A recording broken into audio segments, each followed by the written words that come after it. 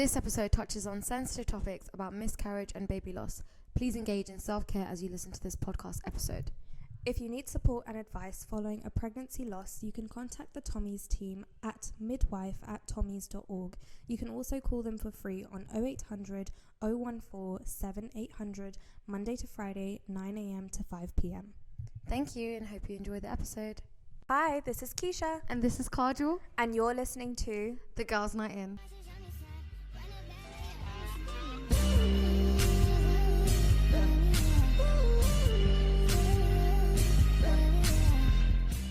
All right, so today we are going to be talking about quite a few topics, and the first one is very close to my heart. Some of you may already know what we are going to be speaking about, but I'm going to be talking a little bit about my miscarriage story. For those of you who don't know, I recently had a miscarriage on the 2nd of October.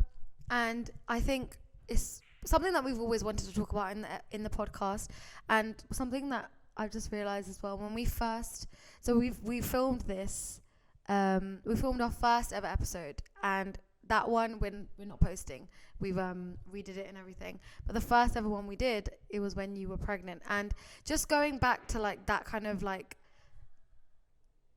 time, it was just so different. Do you know what I mean? Like, it was like a very different feeling. We were in a different mood, and now things have just completely changed, and it happened so quickly. So quickly. And I remember when we were filming that episode, I was like, Kajal, I am so excited to announce that I'm pregnant. She was going to announce it, I think, the week after my scan. And my scan was literally a few days after our episode that we recorded.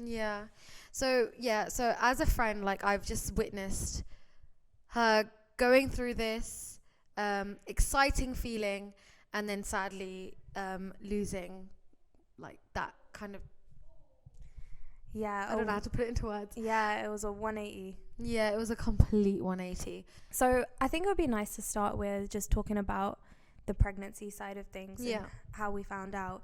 I'll jump into that really quickly. So we actually found it was the most perfect way, by the way. You know how, like, it's like a movie. So we got back from Greece. My partner and I went to Greece on holiday. It was beautiful. We got back, like, literally that day was so perfect. From baggage claim, our bag came out first, and she manifested it. Me and my partner were literally like, has your bag ever come out first? And we were both like, no. And my partner was like, okay, let's manifest it. And we did, and we weren't even the first people to check in, and our bag came out first. That's crazy. You know, this world works in really weird ways, but anyways, it does. Carry on. And after that, I had this feeling, right, like, you know, like an intuition, and I was like, I kind of feel like I should do a pregnancy test. My period was late, and my period hasn't been late for many years because I've been managing my PCOS symptoms really well. There is that thing, though, when you do travel, your period can be thrown off, just because it's like a change, you know, it's a change in the rhythm of your body. So I thought maybe it was just that. I got home, I did a pregnancy test, and it was positive. And I think one thing we should just mention is that it wasn't a surprise pregnancy. For as long as I've known Keisha, all she's ever said is that she wants a baby. Like, that's what one of like her goals in the next, like, in the near future. Like, for me, that's not my goal right now, but for her, just knowing, like, someone my age is, like, looking forward to having a baby was just so exciting to me, because I'm like, I'm ready to, like, to be an auntie, to be that auntie. So just to give you a bit of context, it wasn't a surprise, it wasn't an accident, it was 100% planned. 100%. My partner and I, we weren't trying, but we were trying in the way where we were like, we really want to have a baby. We weren't like being like, okay, I'm ovulating right now, so have sex right now, have sex every 12 hours. Like, we weren't doing that. But it was just like, just enjoying our time, like, no protection, and just going with it, you know. And when we did find out, I don't think I've ever been so happy. Even my partner, like, we both literally just looked at each other and had, like, tears in our eyes. He literally picked me up and spun me around. It's like a movie. Like, I can't wait for that time in my life. One day. Not yet. Yeah, it was literally like a movie. Yeah. And yeah, we told our parents, our families, everyone was so happy for us, which was super nice. And yeah, and then the moment I found out, I just felt pregnant as well. Like I started having all the symptoms. It's like they just hit you like a brick. Yes, literally. I was wiped. Like I would be sleeping maybe 23 hours a day. Oh my God, that is my dream. Maybe I just need to become pregnant. So Yeah. it's excusable. My hair also got thicker during pregnancy, I must say. Oh my God. Yep. Forget the Olaplex, get pregnant. Yeah. Yeah, but honestly, it was just a great time. And the part that I think hits me the most right now is the fact that even though I knew that miscarriage is a possibility, I never expected it. And like the moment you find out you're pregnant, you're planning like everything for that baby. Like you're thinking about 12 months from now, you're thinking about 6 months from now. We even bought a sofa downstairs because our current sofas were too low down and like uncomfortable. When I was 3 months into my pregnancy, I even bought a maternity pillow because I was then like, oh, I shouldn't be sleeping on my stomach. So I was like, yeah, had a maternity pillow. It was just like everything that I had ever dreamed of. You're gonna make a lot of people cry in this episode. Yeah, I hope not. Oh, but and then unfortunately, when we were about to go into our 12-week scan, so we had been vlogging everything with this pregnancy. Like that's why they bought this camera that we're actually recording on right now. That's why I bought this camera. So we had an SD card. We were like vlogging everything, and we went into the 12-week scan, which you were so excited about. I was so excited. Like I think the last time I saw you before that, that's all we were talking about, really. And we were talking about it off camera. And she was like, should we talk about my pregnancy? I'm like, not yet, Keisha. Yeah. Like, just wait until you've got That your was scan. smart. That was smart. Yeah. I also like, obviously, because my body was changing too. And as someone who's been in the fitness world as well, you know, noticing your stomach get a little bit bigger. Obviously, 3 months pregnant, I didn't get huge or get a huge bump. But I did have like a little bit of a bump. I also had much bigger boobs, you know, and I was okay with it. I was okay with my body changing because it was changing for this beautiful like life that was growing inside of it. But when we got to our 12-week scan, she was like doing the scan with the like jelly and the I've totally forgotten the name. She was doing the ultrasound. Yeah, she was doing the ultrasound, and she noticed that, you know, she basically couldn't see anything with the main ultrasound. She was like, we'll do an internal scan. And I remember when she said that, I just looked at Brad and I was like, why is she making me do that? I felt like something was wrong there and then, because at 12 weeks you should be able to see something. Yeah. And then we did an internal scan, and they noticed that even though the baby was there, you know, the gestational sac, everything was there, it seemed like the baby had stopped growing at 6 weeks. Now, miscarriage, it happens to 1 in 4 pregnancies. Which I had no idea about. That. Yeah. And the thing is, we didn't even find out that I miscarried in the ultrasound room. We were sent upstairs and we had to wait like 3 hours just to be told by a doctor that you're having a miscarriage. And at that point, I already knew, like I'd texted you, I texted my mum. I was like, look, like it's not looking good. Yeah. I think when I first got that message from her saying that there's like been a problem with like the scan, I kind of just made sure she just stayed positive with it, kind of clinging on to the hope that it was just a miscalculated pregnancy, just like maybe she's less weeks than she thought she was or something like that. I just was kind of like just hoping like so badly, and then I got the text saying that it was she is miscarrying, which is so heartbreaking.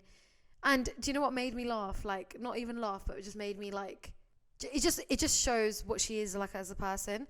She messaged me saying, I know you're going to be really upset right now. But yeah, I just would like to like just make sure you're okay.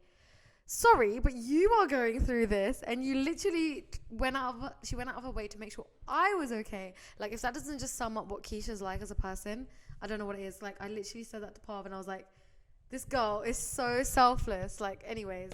But yeah, I was just like really sad about that situation. Oh. Yeah.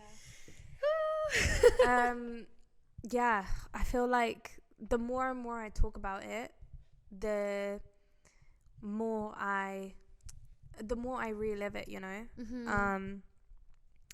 And yeah, so when we found out that we were having a miscarriage, basically we were having a missed miscarriage. It's basically when your body doesn't realize that you're having a miscarriage, so you're still going through with the entire pregnancy, but your baby has stopped growing.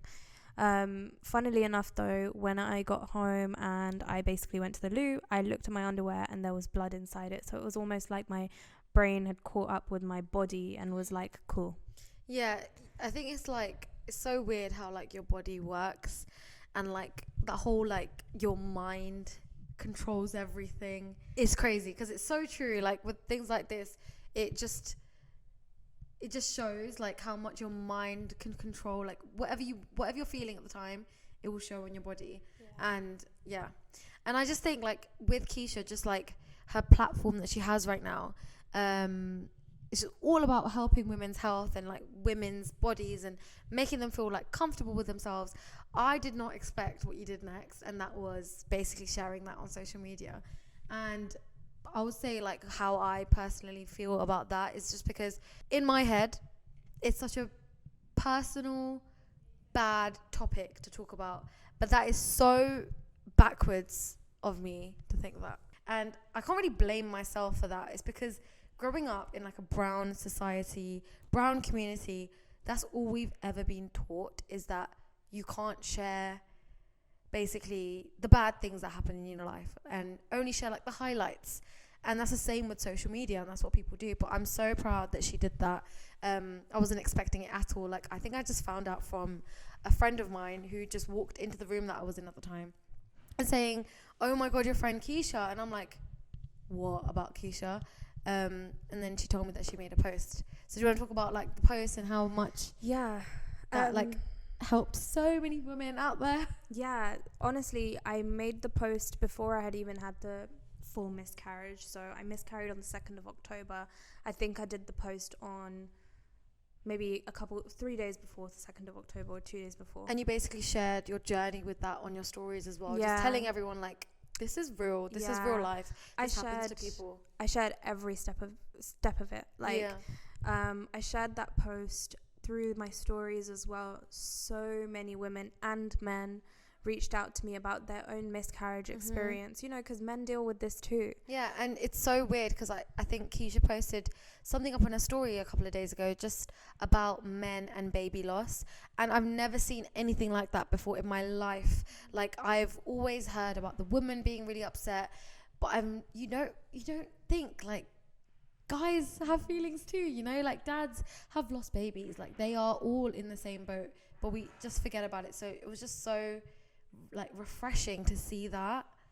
Yeah, and honestly, after I started sharing everything on the 2nd of October, I actually had the miscarriage. So when you're going through a miscarriage, so in my experience, because it was before my D&C was booked, I didn't plan to miscarry at home. My body just started the process. I started having contractions in the morning, and by 7 o'clock at night, the contractions were so bad. I was sweating, I was screaming. Oh my God. I had Brad's mum rubbing my back. Brad was holding my hand. I had to literally breathe like, oh my like, God. I haven't felt pain like that. And it was just the feeling like this natural urge to just push. Yeah. And at one point at 7 o'clock, we're going to have to add a trigger warning. Yeah. At some point at 7 o'clock, I basically felt the baby come out, and I actually we all saw it, me, Brad and his mum, and the baby was like the size of half my palm, and you could see like the shape of the sac and everything, and it was just, yeah, it was a lot. And then in that moment as well, the only thing you can do is flush it. Yeah, that I haven't heard you talk about that. Like, personally, like I've seen it on her stories. She talks to me about it, but she's not really gone into that much detail about it. So that has really like shocked me that that's what it's like. And again, I could never ever relate to what you've just been through, especially as someone who is not intending on getting pregnant or hasn't gotten pregnant, but like I will have that kind of like feeling in the future. So like my heart like goes out to like however you were feeling. I don't know how you did it, but you are like so strong, and so are like so many other women out there that have gone through something like this and have shared about it. Like and like, you know, in terms of the women that were sharing about their own journeys, there was so much comfort for me in that, and I feel like there was so much comfort for them in that as well, because for so many women, finally they were able to vocalize about how they felt. And everybody's emotions are always so valid. Like, I remember just this one woman who reached out to me. She dropped me a message on Instagram, and she was telling me about her experience during her miscarriage. And she's another brown woman, and in her household, her father-in-law basically told her that she's not allowed to speak too loudly, even in the house, about her miscarriage or cry too much, because the neighbors will hear. And I found that to be something that I still haven't forgotten till this moment. It gives me like it really just gives me like some chills, because it makes me feel really, really, really sad for people who have to go through this in silence. Exactly. And I think you sharing it has allowed a lot of women to feel like they have a space where they can discuss it, talk about it, feel whatever they're feeling, and not be shut down about it. And like, just talking about that story about that girl that messaged you, like, I just think it's so important that we need to change this kind of mentality, and that's only going to happen in our generation or the next generation. I don't know how it's going to work when we're all parents, but like, we need to start talking about these things so that it's not such a taboo subject, so that women like this aren't suffering in silence and are actually sharing and saying, no, actually, I'm not feeling good and I do want to talk about it, and not feel like it's an embarrassing topic to talk about. Which, again, it's just going to like move on to like my next thing, which is about social media. And I think the main thing with social media is that people want to be seen in a positive light all the time. And I will hold my hands up and I will say I have done that many, many times myself. I have only shared the best things about my life, the highlights of my life, because I'm thinking in my head, what is the point of me telling people about the bad things? Because I don't want to share that kind of part of my life. But why do we think like that? Because that is such a human part. Like, life happens. It happens to everyone at every minute. And I think the moment we shy away from that, you're not only hiding it from everyone else, but I feel like you hide it from yourself. Instagram then ends up becoming almost an escape from your reality, when it should go ahead and almost mirror your reality. So you're not only being honest with yourself, to others as well, but then you're also going to give comfort to someone else. And I think with everything that you put out there, the trolls will come, no matter if you're doing something good, if you're doing something bad. I think mainly people will say, I'm not going to put bad stuff out on the internet, because it just invites trolls. You're going to get trolls regardless of whatever you do. So I just think that kind of mentality needs to stop. Like, I think if you put something out there, and only do it if you're comfortable to do it, you are helping someone else. That's exactly what Keisha opened up. Like, just by sharing it and like having this space, she really allowed a lot of women to have a voice, which was so amazing to see. And like, I've never had a friend like this before, who's just so like, I'm gonna help everyone, you know. In the society that we're in now, even when I was pregnant, by the way, like, scrolling through Instagram, seeing so many like baby showers and like so many I'm pregnant posts, it was beautiful. It was honestly beautiful. And now, with the place that I'm in, I'm sometimes finding it very difficult to see. But also, I don't often see I've had a miscarriage post, or I'm going through a really tough time type of post. And I feel like those things would be really helpful and really comforting. Yeah.